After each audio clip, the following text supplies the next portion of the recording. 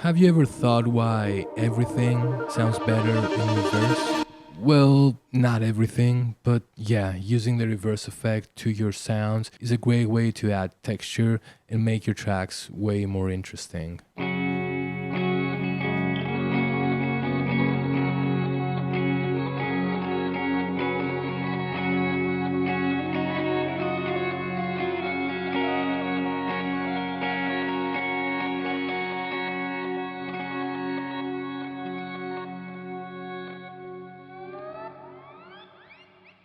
So now let's see how this popular effect started and find out why we still think it's interesting and beautiful. To create the reverse effect, you have to have a recorded sound. So to track the origins of this effect, we have to go way back to 1948.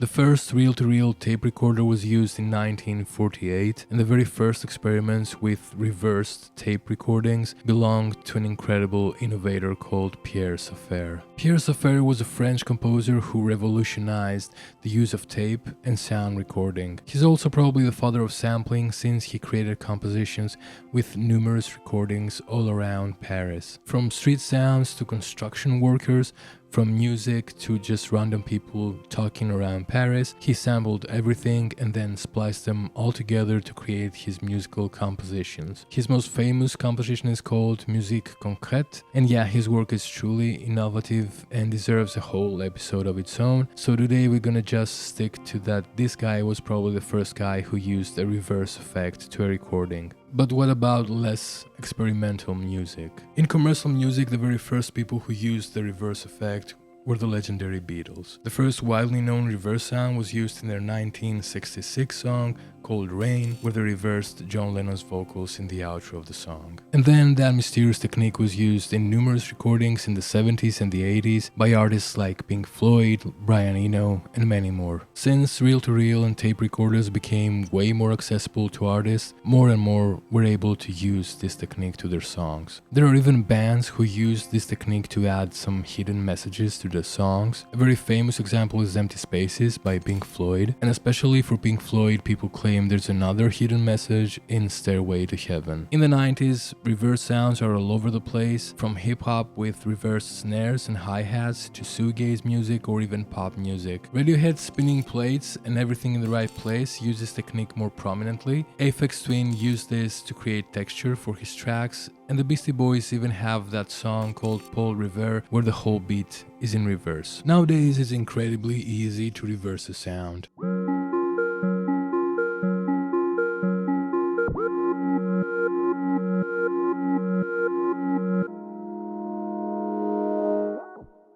You can do it in any DAW. There are plugins that you can use. My favorite is Q by Sine Vibes. There are lots of delay pedals that offer a reverse delay.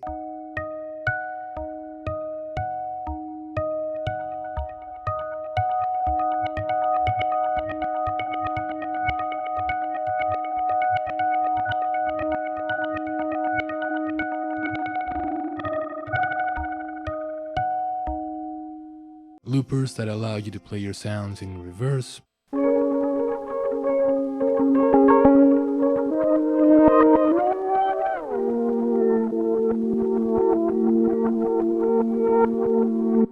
And of course there are still a lot of cassette players, 4-track and reel-to-reel recorders.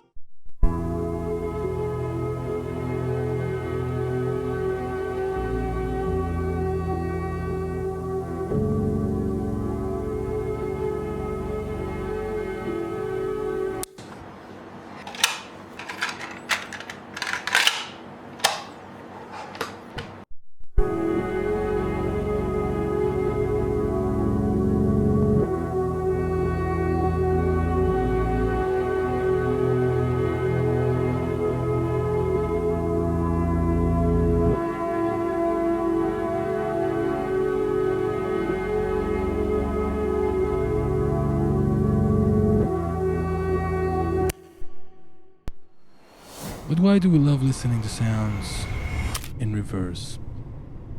There are a few reasons in my opinion on why we like these type of sounds. We are used to listening to sounds in a specific way and recognizing familiar patterns, and reverse sounds break those patterns. These swelling, reverse sounds do not really exist in nature, so they immediately give you an unnatural feeling that draws your attention. Listening to reversed vocals is also something that grabs your ear because you're not used to listening to these type of sounds. It's the mismatch between expectation and reality that makes it interesting. Secondly, the slow attack swells that longer sounds have make every sound sound smoother and more subtle, and that works perfectly for adding emotion to your tracks. More mellow instruments like a cello, a violin, or a synth pad are often used to add some tenderness to your sound, and that's exactly what's happening when you're using the reverse effect. Reverse sounds can be used to add tension, create a sense of time being pulled back, or used to lead in some more high energy moments like a drop or a dramatic transition. In nature, there are a few sounds that have that slow swelling sound, and a great example would be the sound of the waves. When we listen to the waves, we often feel calm and more relaxed, and that's the exact same effect we can achieve using the reverse effect. And lastly, instruments like guitars, synths, or some percussive instruments like kalimbas and xylophones often reveal some hidden harmonics and textures when they're played in reverse. If you play with the volumes of those sounds after they're reversed, you almost have like a granular texture effect that brings out more character and richness to your sounds. Okay, so now that we know why we love this effect, I think it's time to play. To do that, I'm gonna use a pedal I recently got. This is the All Blood Noise BL-44 Reverse.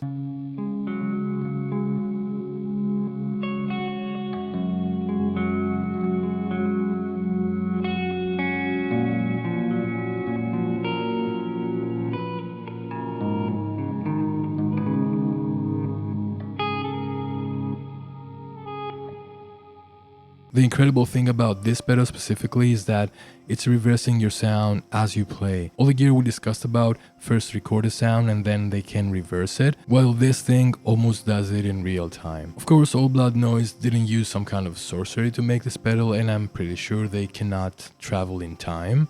Maybe. So the BL-44 indeed records a sound and then plays it back reversed, but it just does that fast. That's my scientific take on that.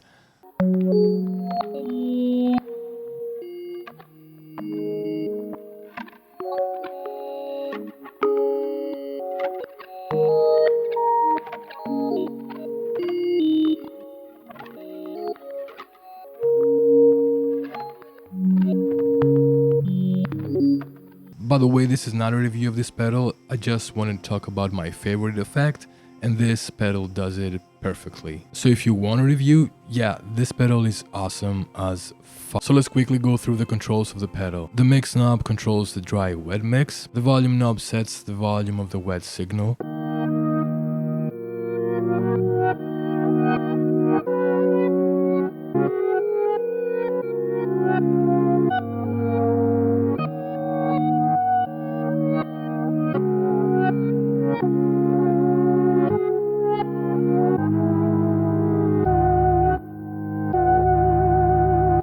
The clock sets the clock speed, which changes the sample beat rate and also the length of the reverse sound, and speed creates pitch shifting from one octave down to one octave up.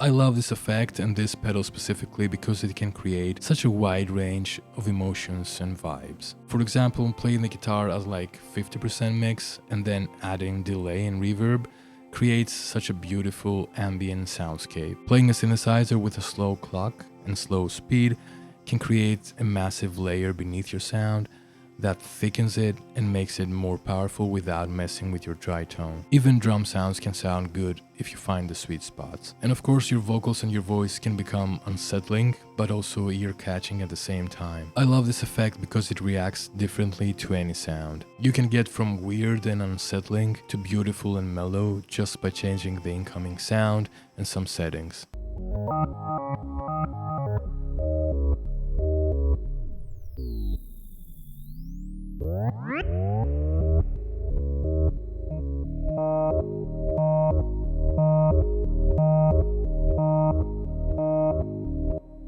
It's interesting, it's different, it's challenging to make it work, but it's so beautiful because everything sounds better in reverse. So that was it. Thank you so much for being here. I hope you found this video helpful. If you did, leave a like or subscribe to the channel, and I hope to see you on the next one. Love you.